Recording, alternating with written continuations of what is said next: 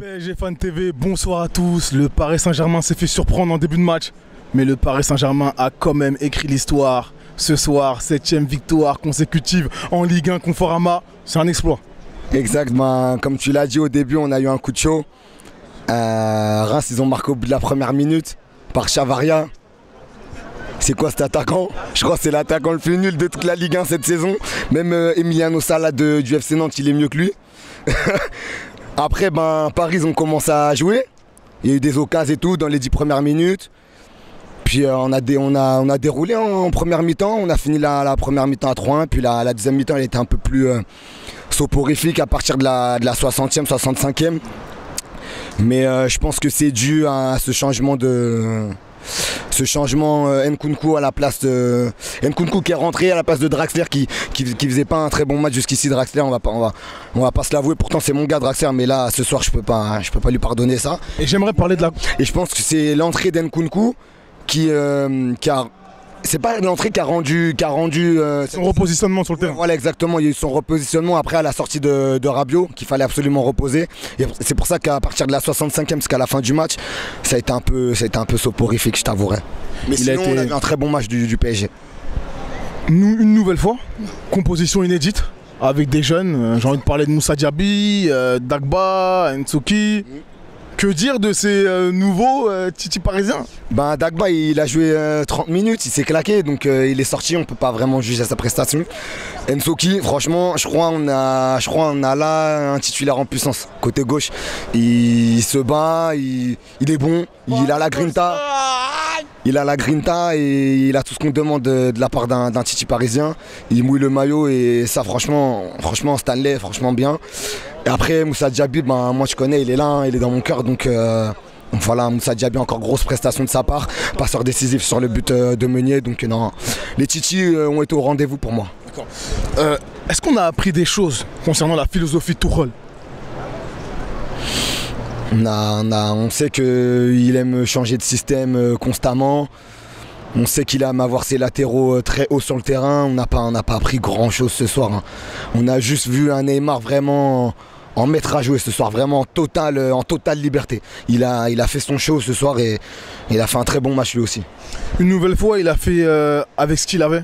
Je parle bien sûr du coach du Paris Saint-Germain. Je pense au milieu de terrain. Rabiot, Verratti en sentinelle. Qu'en as-tu pensé? C'était bon, mais il y a eu des petits trucs à revoir, notamment de la part de Rabiot, où c'était par moments très en dilettante de sa part. Mais sinon, Verratti, bien, il lui a donné 90 minutes ce soir. Je pense que c'est pour son bien, il revient de blessure. Il était sorti, je crois, à Rennes aussi. Il était sorti contre Saint-Étienne, donc voilà, il fallait qu'il ingurgite 90 minutes pour pouvoir lancer sa saison. Donc je dirais qu'au milieu, voilà, on est décimé, on connaît l'histoire de notre milieu de terrain, on est décimé, il nous manque une sentinelle. On espère qu'elle va venir cet hiver.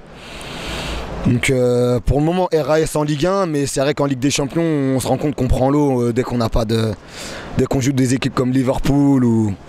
Justement, j'ai un dernier point à aborder et ça concerne Tuchel une nouvelle fois. Il a dit dernièrement dans une interview que le problème au Paris Saint-Germain, c'est que tout le monde croit que la Ligue 1 est très facile. Et que du coup, l'intensité changeait en fonction de la compétition. Est-ce que tu penses que c'est un problème? Est-ce que tu penses qu'on doit respecter l'ensemble des équipes de la Ligue 1 Conforama pour avoir cette exigence? Paris, il respecte la Ligue 1.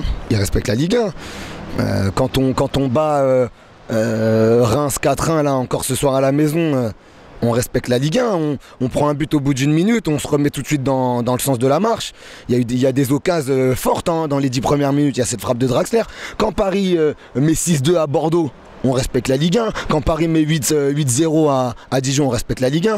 Quand on met 7-0 à Monaco ou 7-1, on respecte la Ligue 1. Donc non. Je dis ça parce qu'il est souvent dit, oui, mais le niveau en Ligue 1 fait que du coup, lorsqu'on rencontre des équipes intensives en Ligue des Champions, on a du mal parce qu'on n'est pas habitué. Oui, parce que nous, on regarde le papier, on voit que sur le papier, les 16-17 autres équipes de Ligue 1, si on enlève Marseille, si on enlève Monaco, si on enlève Lyon, sur le papier, ça fait pas le poids par rapport à nous. Et on se rend compte que quand on va en C1, on joue des Isco, on joue des De Bruyne, on retrouve des Salah, des Hazard. forcément, c'est normal. Est-ce qu'il faut peut-être pas se mettre en mode Ligue des Champions tout le temps?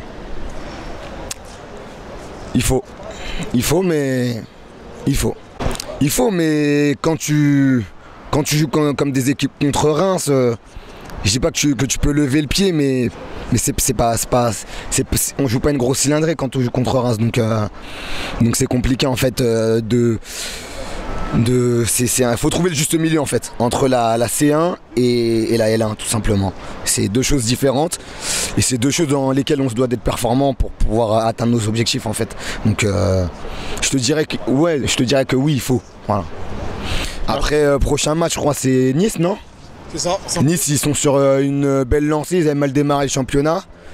Là ils ont gagné quelques matchs, attention à eux quand même on va chez eux samedi, donc Patrick Vieira. Ouais, Patrick Vieira, donc champion du monde, donc attention à eux, faut toujours se méfier des Niçois, toujours. Voilà. Merci à toi. Soirée.